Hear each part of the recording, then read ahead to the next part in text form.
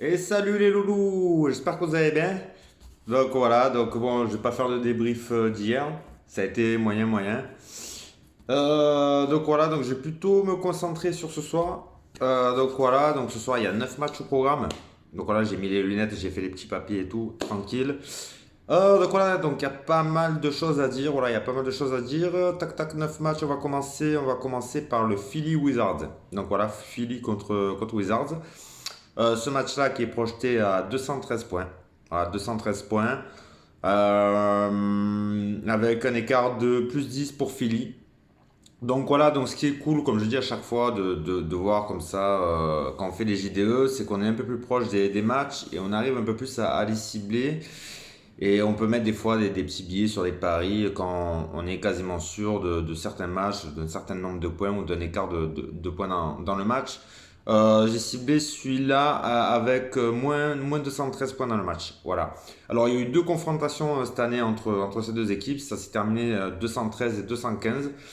Et les Wizards sont assez mal en ce moment. Bradley Beal est out. Ils n'arrivent pas à passer les 105 points. C'est très compliqué. Donc du coup, c'est estimé à moins de 213. Donc après, il faut voir la cote. Si la cote est assez intéressante, ça vaut vraiment le coup de mettre un billet. Et Philly est estimé à plus 10, donc, mais surtout moins de 213 points dans ce match-là. Donc voilà, c'est le petit bonbon en plus pour ce soir. Donc voilà, ensuite nous avons les Pacers contre les Magic. Donc celui-là, il est estimé à plus 3 pour les Pacers. Et avec un nombre de points de 227. 227, c'est le deuxième match avec le point le plus haut projeté. Ce qui est bizarre avec deux équipes avec assez décimées, surtout du côté des Pacers qui sont sans Sabonis, sans Turner. Donc il y aura des joueurs fantasy à aller chercher sur ce match-là. Comme je dis, plus c'est projeté haut en termes de points, plus il y a des joueurs qui vont se démarquer. Même si du côté des Magic, je vois pas qui peut aller, à part Cole Anthony. À la limite, ça peut être intéressant ça parce que Cole Anthony, pas beaucoup y vont, mais il reste sur du 20 points fantasy avec un salaire à 15 millions, ça vaut pas trop le coup. Bon, on verra ça plus tard. En tout cas, ensuite on enchaîne avec les Knicks qui reçoivent les Grizzlies. Ce match-là est estimé à 217 et plus 4 points pour les Grizzlies. Voilà, pas d'absent des deux côtés. Boston qui reçoivent les Hornets. Boston avec plus 6 et plus 223 points sur ce match-là. Voilà, pareil, ce match-là, 223. Faut regarder la cote et mettez un petit billet sur ça, plus de 223. Les Hornets sont quatrième en efficacité offensive cette saison. Je crois qu'ils sont premiers en shoot à 3 points. Donc c'est intéressant. C'est intéressant surtout pour les rebonds. Voilà, parce que forcément, plus ils shootent à 3 points, il y aura des ratés. Et qui c'est qui va s'en charger? Ben, j'en vois un. Celui qui va s'en charger en termes de rebonds. Celui qui prend le plus de rebonds du côté de Boston. Et du coup, ça va être ma pièce maîtresse aussi pour ce soir.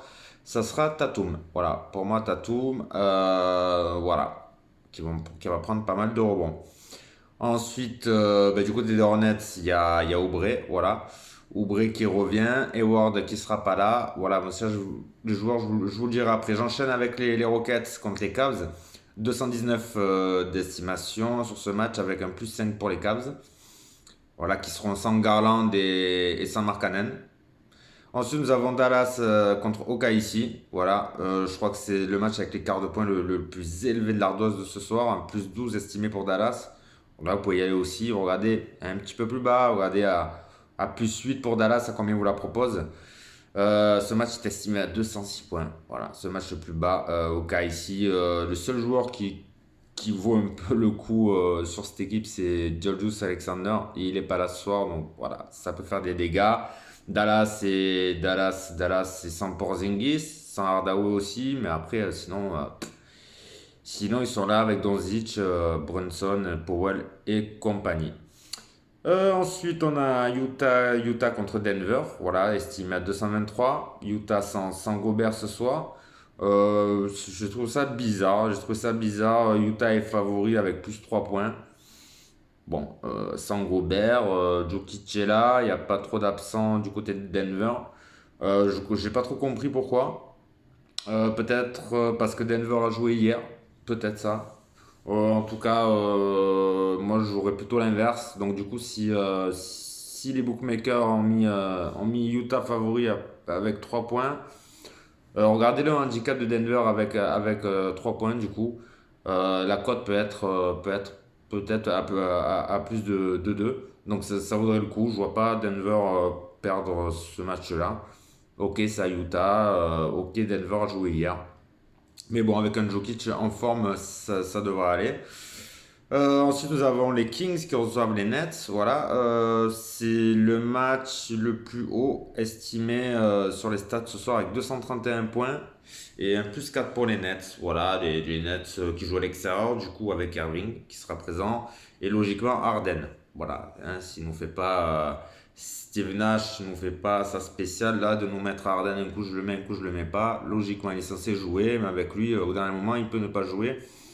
Donc c'est pas un joueur, c'est un joueur voilà, qu'il faut peut-être éviter ou mettre sur un ticket au cas où il soit présent. Voilà, contre les Kings, Fox qui n'est pas sûr de jouer.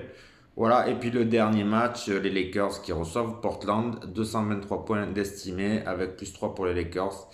Et qui sera privé toujours de LeBron James, mais avec un retour encore de Anthony Davis. Voilà. Donc du coup, on va sur les joueurs pour ce soir. Donc, je recommence pareil dans l'ordre. Philly Wizards. Donc là, je vous dis un peu les joueurs que j'ai sélectionnés par équipe. Tac, tac, et après on fera un pêle-mêle à la fin. Du coup, Philly Wizards, j'ai pensé Embiid forcément, Harris ou Curry. Du côté des Wizards, Gafford et Dinwiddie. Alors Dinwiddie qui s'est un peu planté hier. Mais sans Bradley Beal, logiquement, il fait quand même de bonnes stats. Donc je pense qu'hier c'était un raté.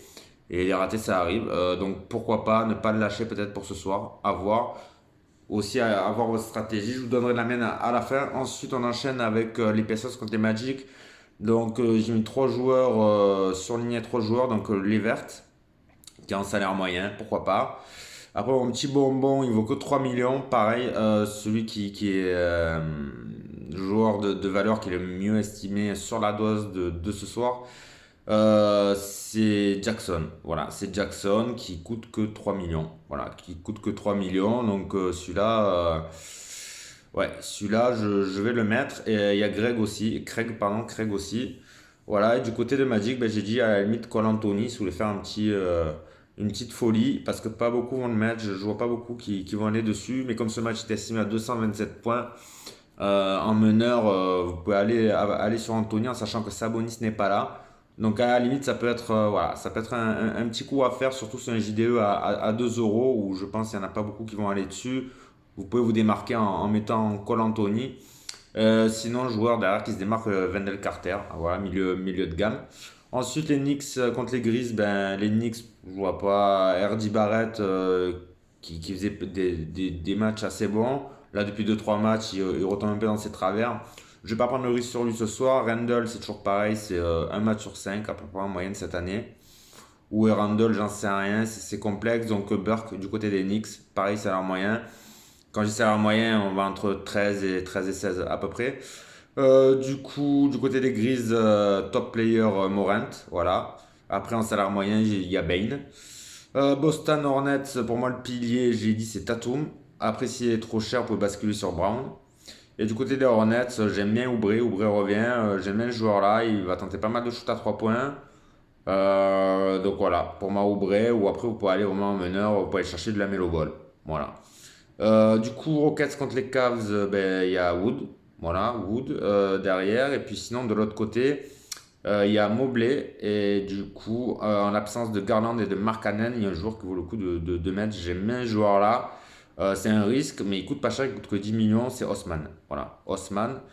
Voilà, c'est pas mal pour ça. Ensuite, nous avons Dallas contre OKC. Donc, je vous ai dit OKC, ça vaut pas grand-chose. Donc, à mettre guidé. Voilà, guidé à la limite pour OKC. Et encore, je ne prendrai pas de risque sur cette équipe. Et du côté de Dallas, ben Doncic, forcément, en tête de gondole, Brunson ou Powell. Voilà, en salaire moyen. Ensuite, Utah-Denver, ben, pas grand-chose à dire sur ces deux équipes. Franchement, à la limite, Whiteside s'y joue. À voir, du côté de Utah.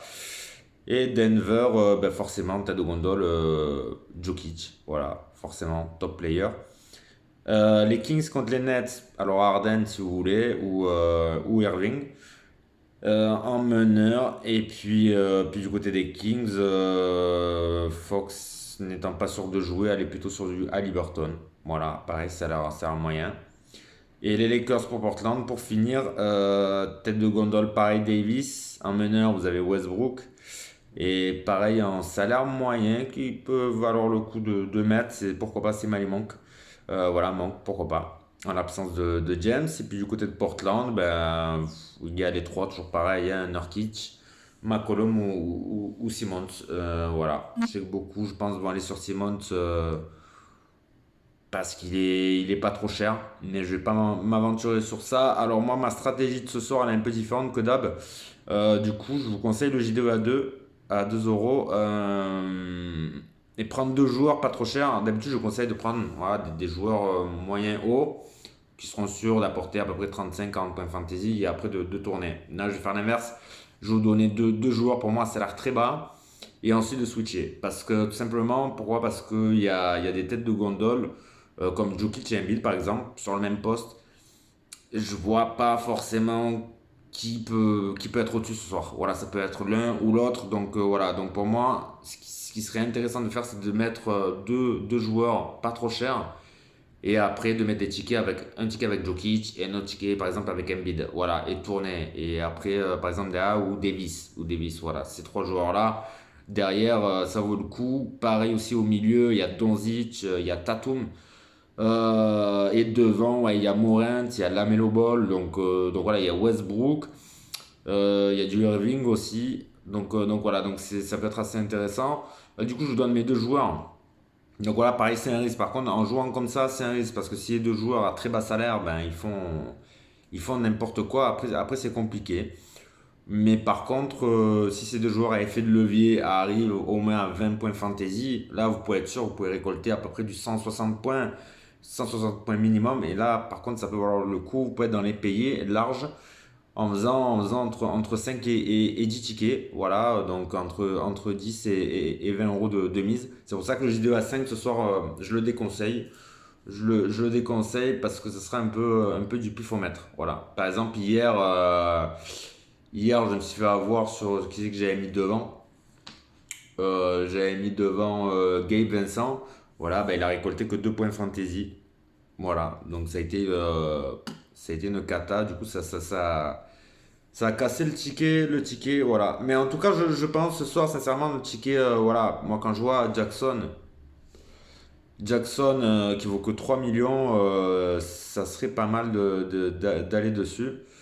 Voilà, ce serait pas mal d'aller dessus. Ensuite, Osman. Voilà, Osman qui vaut que 10 millions. Donc vous mettez ces deux joueurs-là. Derrière en Jackson et au milieu vous mettez Osman. Et comme ça vous laisse un gros joueur par poste à mettre. Voilà. Donc derrière, ben, je vous ai dit, tête de gondole, Embiid ou Jokic ou Davis.